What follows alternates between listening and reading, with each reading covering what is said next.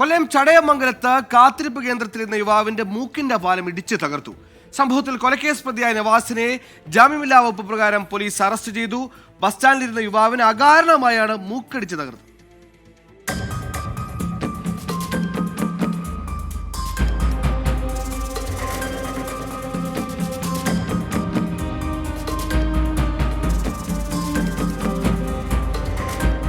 December 24 രാവിലെ 11 മണിക്കാണ് സംഭവം.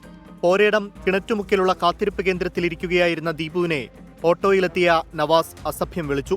ദീപു ഇത് ചോദ്യം ചെയ്തതോടെ ഇരുവരും തമ്മിൽ വാക്കുതർക്കമുണ്ടായി. നാട്ടുകാർ കൂടിയതോടെ നവാസ് സ്ഥലത്തുനിന്ന് കടന്നു കളയുകയായിരുന്നു. ഏറെ നേരം കഴിഞ്ഞ് തിരിച്ചു വന്ന നവാസ് കയ്യിലെ ഇടിവള ഉപയോഗിച്ച് കാത്തിരിപ്പ് കേന്ദ്രത്തിലിരിക്കുകയായിരുന്ന ദീപുവിന്റെ മൂക്ക് ഇടിച്ചു മുറിവേൽപ്പിച്ചു. ഇടിയുടെ ആഘാതത്തിൽ ദീപുവിന്റെ മൂക്കിന്റെ പാലത്തിന് പൊട്ടലേറ്റു.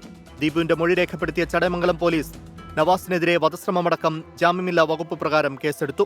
ഒളിവിൽ കഴിയുകയായിരുന്ന നവാസിനെ ചടയമംഗലം പോലീസ് ഇന്നലെ രാത്രി പോരേടത്തു നിന്നുമാണ് പിടികൂടിയത്. 2019 കടക്കലിൽ ഭാര്യയെ കൊലപ്പെടുത്താൻ ഭർത്താവ് കൊട്ടേഷൻ നൽകിയ കേസിലെ കൊട്ടേഷൻ സംഘത്തിലുണ്ടായിരുന്ന ആളാണ് നവാസ്. അറസ്റ്റ് രേഖപ്പെടുത്തിയ പ്രതിയെ കോടതിയിൽ ഹാജരാക്കി റിമാൻഡ് ചെയ്തു. 24 കൊല്ലം.